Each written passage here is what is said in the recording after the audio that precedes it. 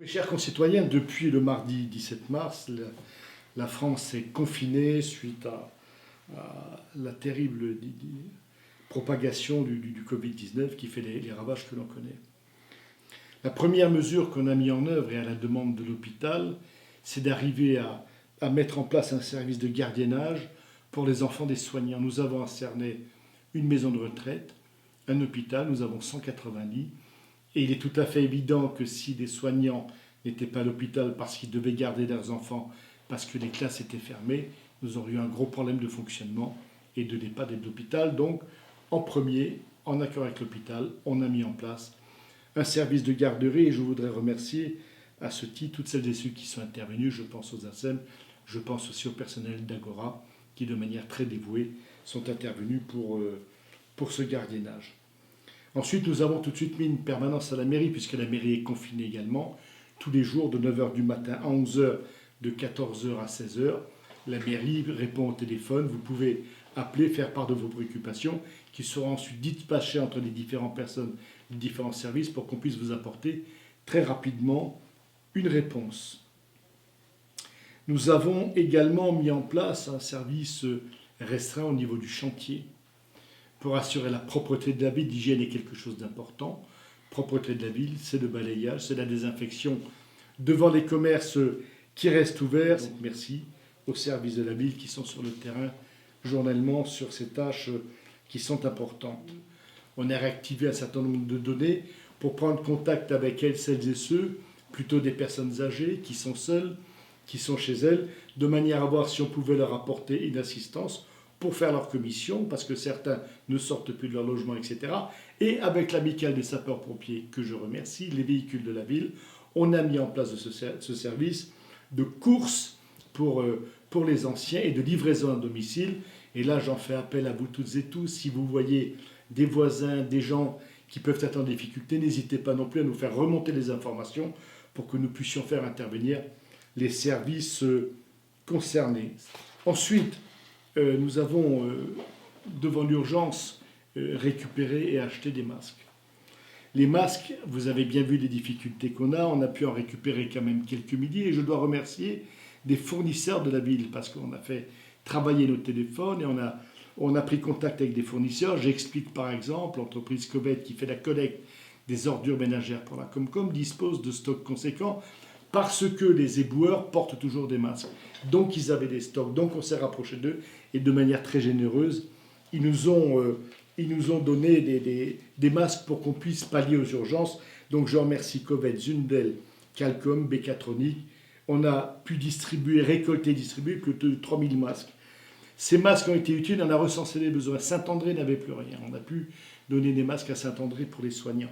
L'hôpital de Cernay, bien sûr, avec la maison de retraite de Cernay, qui a été dotée de plusieurs milliers de masques, parce qu'ils n'avaient rien, il faut le dire. Le laboratoire d'analyse médicale, on leur a donné quelques masques. La gendarmerie nationale, les sapeurs-pompiers, les ATSEM et celles et ceux qui gardent les enfants et celles et ceux qui assument la permanence à la mairie, puis enfin des professionnels de santé, y compris des médecins qui n'avaient pas de masque et qu'on a pu dépanner. Donc on a recensé, on a téléphoné à tout le monde et on a pu pallier aux premières demandes urgentes en tant que fourniture de ces masques. Donc merci aussi à des bénévoles qui ont monté des ateliers de couture. Il y a une quinzaine de couturières sur Cernay qui cousent des masques. Merci à l'entreprise ETC qui a fourni du tissu dans un premier temps et gracieusement.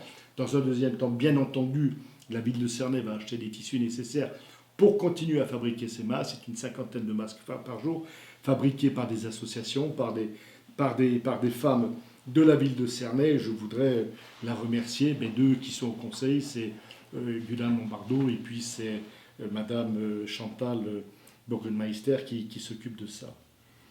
Alors d'abord, le souhait de la ville, ça serait que chacun puisse avoir au moment du déconfinement un masque à se mettre sur le nez. Pour ce faire, nous avons passé un certain nombre de commandes, sauf que les choses ne sont pas faciles, les délais sont tout à fait modulables, mais on a passé des commandes. 10 000 masques chirurgicaux ont été commandés qui, eux, normalement, devraient être livrés en mairie, je pense, courant de la semaine qui vient. On va les stocker dans un local de permanence.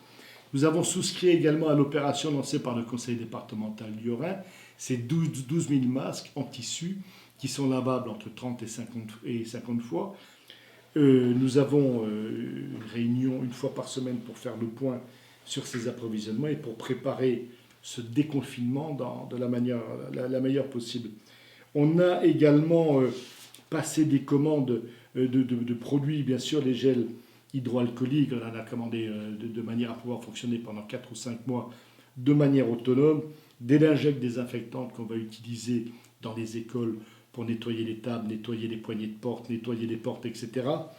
Du savon liquide, des gants bien entendu, et des combinaisons pour celles et ceux qui sont amenés à faire des travaux de désinfection sur la voirie du domaine public. Et nous réfléchissons à la meilleure manière de pouvoir, dans un premier temps, s'il y a reprise des écoles, les modalités sont fixées par le gouvernement. Comment on peut faire? On ne sait pas si c'est par demi-classe, on ne connaît pas encore le timing, on devrait l'avoir, de manière à ce que tout se passe pour le mieux, pour les enfants, pour les accompagnants, pour celles et ceux qui sont amenés à les garder, de manière à bien tous les protéger et tous nous protéger. Sachez aussi que concernant le marché qui a été fermé sur décision préfectorale, j'ai introduit 2 recours maintenant qui m'ont été refusés par le préfet. Je voulais maintenir uniquement le volet alimentaire du marché parce que c'est principalement des personnes retraitées qui viennent et parce que sur le marché, il y a aussi des stands de petits producteurs qui viennent écouler leur production et il me paraissait intelligent, d'autant plus qu'on a la place de les maintenir. Le préfet s'y est refusé une seconde fois. Je continuerai à insister. La même chose pour la déchetterie, où aujourd'hui on commence à voir fleurir des déchetteries sauvages. Et je demandais là aussi au SMTC, au préfet, qu'on rouvre au moins la section déchets verts de la déchetterie dans un premier temps, pour pouvoir commencer à écouler tout ce que les gens stockent ou dans leur jardin ou stockent à l'extérieur. Voilà un peu ce que je voulais vous dire concernant ces procédures. On est hyper attentif, l'ensemble des élus, l'ensemble du personnel de la ville, aux plus défavorisés, à ceux qui sont dans le besoin, bien entendu. On apporte des aides, le C7 verse des aides. S'il y a besoin d'aliments, s'il y a besoin, nous sommes là pour répondre et pour accompagner celles et ceux qui ont des difficultés. Je reviendrai vers vous dans une quinzaine de jours, je pense, une fois que le gouvernement aura annoncé le plan de déconfinement et voir comment il peut se traduire au niveau de notre commune. Et avant de nous séparer, une nouvelle fois, un grand merci au personnel de la ville qui reste en activité pendant cette période de déconfinement. Merci aux ATSEM, merci aux salariés d'Agora qui nous ont bien épaulés et bien aidés pour le gardiennage. Et merci aussi à l'équipe restreinte d'adjoints. Je pense à Émile Moueb, que j'appelle Monsieur Masque, parce que c'est lui qui a fait la récolte des masques et qui s'occupe de ce dispatching. Michel Flick qui s'occupe de la solidarité et des aides avec celles et ceux qui sont en difficulté. Madame Gadet qui prépare tout doucement l'ouverture de nos écoles avec tous les problèmes qui sont à régler en termes de salubrité, de désinfection et d'organisation. Et Alain Borer qui, lui, est en communication avec nos entreprises et avec nos commerces pour les suivre durant cette période de fermeture. Le mot d'ordre, vous l'aurez compris, c'est rester à la maison. On voit bien que le tassement de la contamination se fait du fait que chacun reste chez lui et que ça ne se propage pas. Donc continuons à être respectueux de ces règles pour que les chiffres reviennent à des seuils raisonnables. Le département du Haut-Rhin a particulièrement souffert.